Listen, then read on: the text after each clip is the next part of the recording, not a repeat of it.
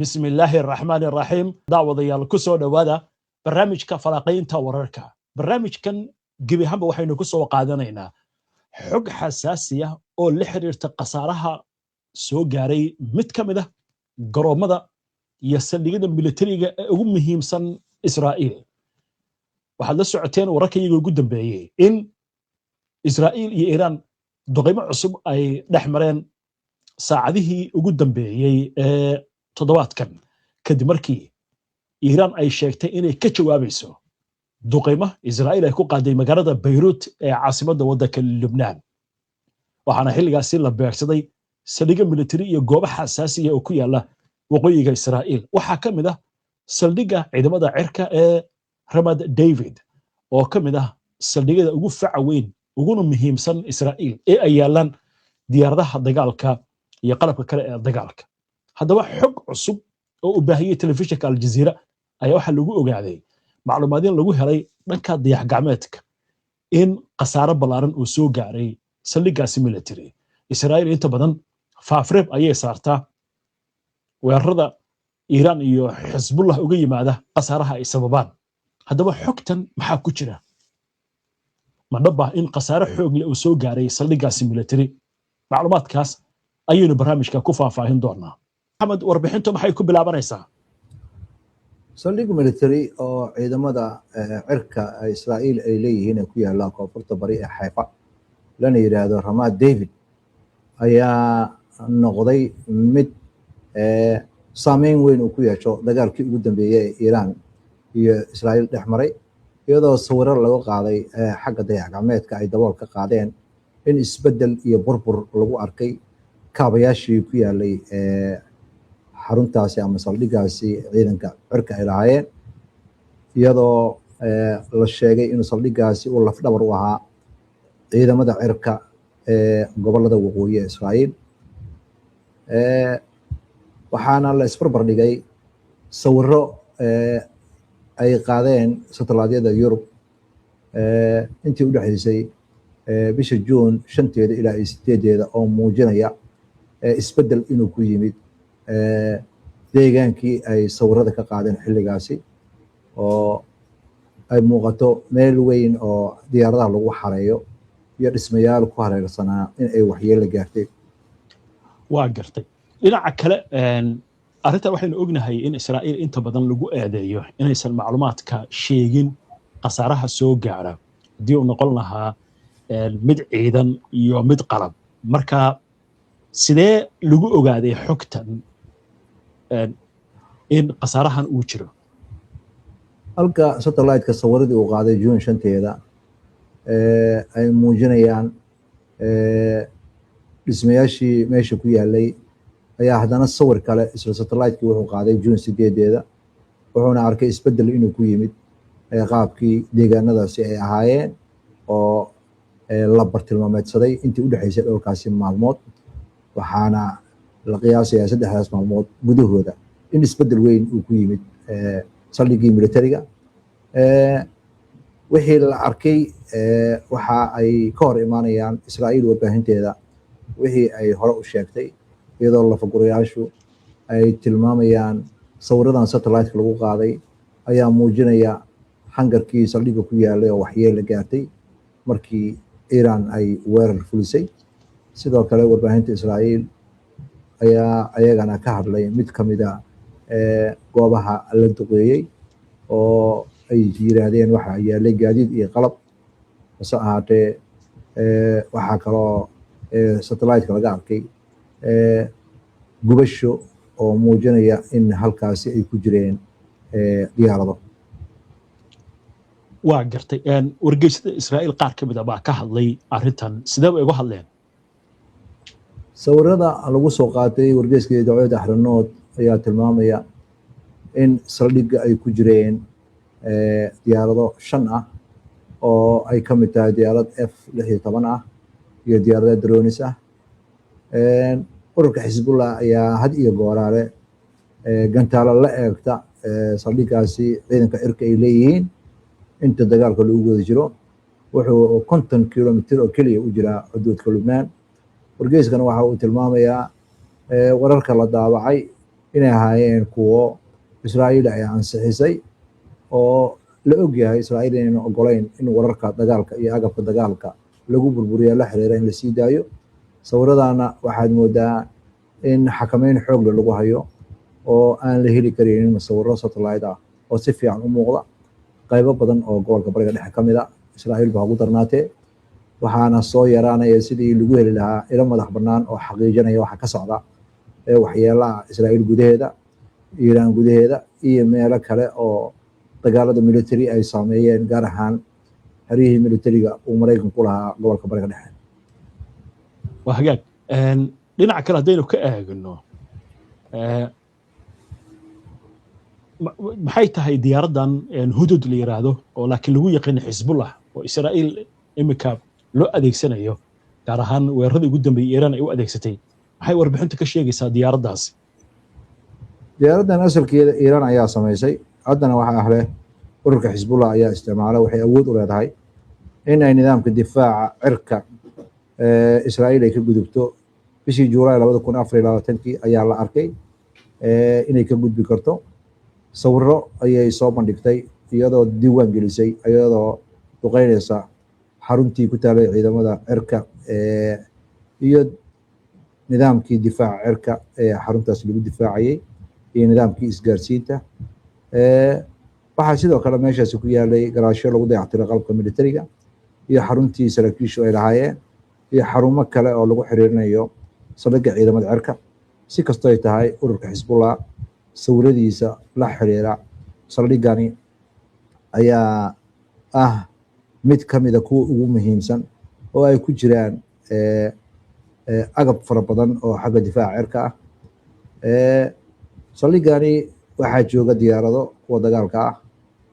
helikobtero nooca dagaalka ah, diyaaradaha rakaabka qaada ee militariga, helikobterada wax badbaadiya, diyaaradaha caawiya iyo helikobterada ciidanka badda, iyo weerarada xagga elektronikada ah ayaa laga qaadaa saldhiggan.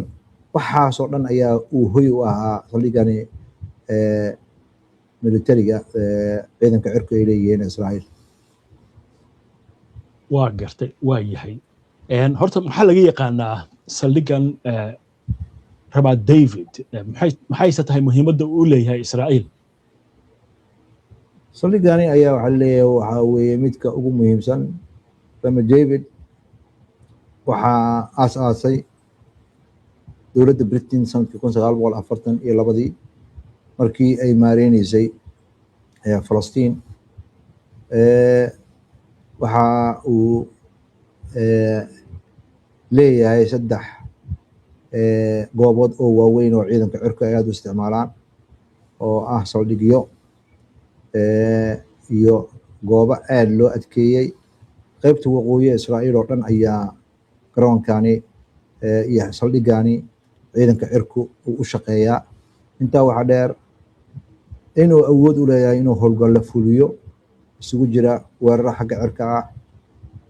dabagal iyo macluumaad aruurin iyo ka hortag,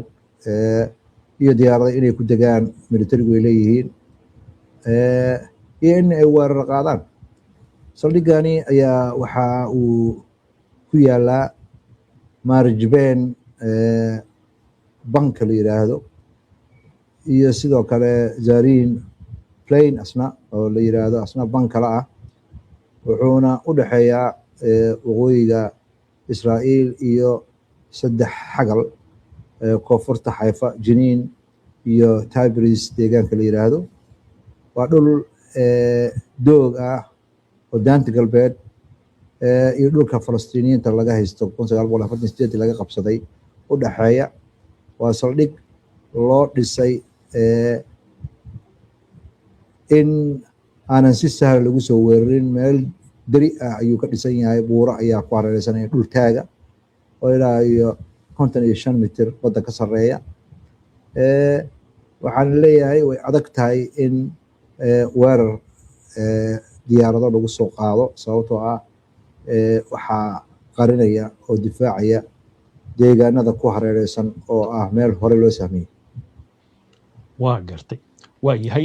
bal nooga waran dhabaha diyaaraduhu ku cararaan iyo qaabka kale oo loo adeegsado waxaa leeyahay ma ahan oo keliya diyaaradaha dagaalka laakiin diyaaradaha droniska iyo agab kale loo isticmaalaa halkaas maxay warbixintu ka sheegaysaa rama david saldhigga la yiraahdo dhulka uu ku fadhiyo waa 10 kilomitir oo square waxa uu ka kooban yahay 3 geygi diyaaradeed oo diyaaraduhu ay ka kacaan kuna degaan 2 kamida dhererkooda waa 2400 mitir mid kamidana ay garoonka diyaaradaha ku degaan waa 2600 mitir waxa kale uu leeyahay goobo laga rido diyaaradaha basaasiinta ee droniska ah iyo hangaro dhulka hoostiisa ku yaala oo lagu difaaco la isaga difaaco gantaalada lagana hortago in la burburiyo agabka militariga iyo diyaaradaha sidoo kale waxa uu leeyahay xariyo loogu talagalay in lagu tababaro ardada duulimaadka baranaysa iyo agab kale waxaa kaloo ku yaala deegaano garoomo cayaaraha lagu cayaaro iyo suuqyo loogu talagalay askarta deegaankaasi degan in ay ka adeegtaan waa gartay waa yahay arrimaha kale muhiimka waxaa ka mid ah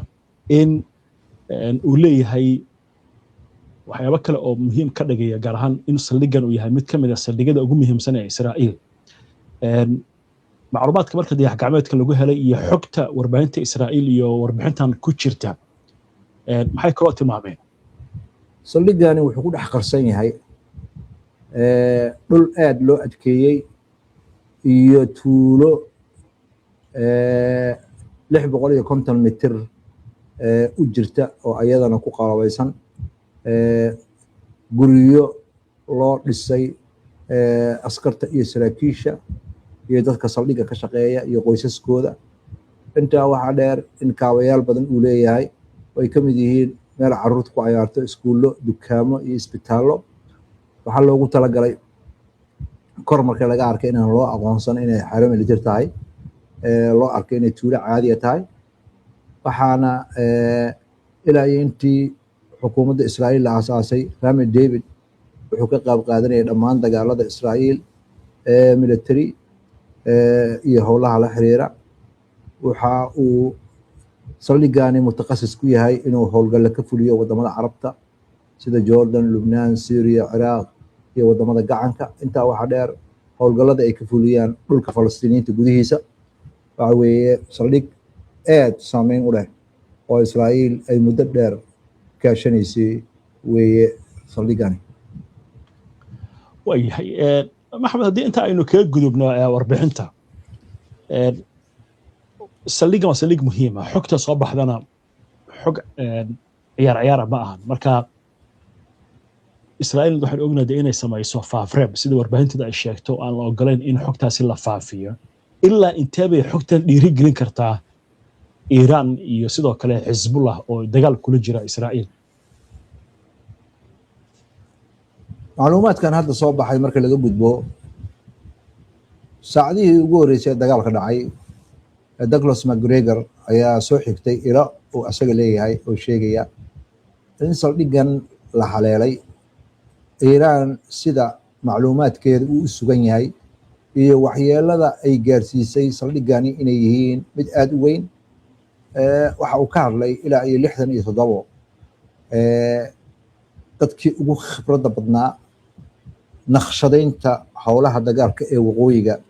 Israa'iil inay meeshaas ku jireen xaafadaha ku dhow oo dhan ay yihiin xaafado ay saraakiisha iyo madaxdu degan yihiin waxaana muuqata Israa'iil in waxyeello weyn ay gaartay sida McGregor uu hadal ku dhigayana in agab laga burburiyo waxa ka daran dadka meeshaasi wax ku noqday khibradda iyo xirfadda ay lahaayeen ayaa waxay ka maqnaanaysaa howlgalladii ay Israa'iil ku howlaneed ee ka socotay Lubnaan iyo waqooyiga waxaana lagu sheegay waxyeelada saldhiggani gaartay inay saameyn weyn ku yeelatay nidaamkii difaaca iyo nidaamkii weerarka ciidamada waqooyi ee Israa'iil waxaana muuqata macluumaadkan soo baxay inuu yahay macluumaad xasaasi ah laakiin soo daahay maadaama Israa'iil ay si weyn u faafreebto macluumaadka la xiriira dagaalada iyo waxyeelada gaarta, laakiin ilo kala duwan oo ay ka mid yihiin satellaydyada Yurub ayaa la soo xiganayaa. McGregorna wuxuu soo xiganayaa ilo uu asaga leeyahay oo arrimaha militariga la xiriira, iyo Iiraan awoodeeda iyo gantaalada iyo nishaabkeeda sida u sugan yahay, iyo khatarta iyo cabsida laga qabo haddii dagaal ballaaran la galo Iiraan waxyeelada ay geysan karto. waa tahay maxamed, aad baad u mahadsan tahay. daawadayaashuna ay mahadsan yihiin. inta ayaan kusoo gabagabeynaynaa barnaamijkan. daawada si aad ula socoto wararkan, barnaamijyada iyo macluumaadka aynu soo gudbinno, haddii aad ku cusub tahay baraheena bulshada ama horay aadan uga xirnayn, hadda ku soo biir. waa inoo barnaamijka xiga insha allah. inta ka horeysa nabadgelyo.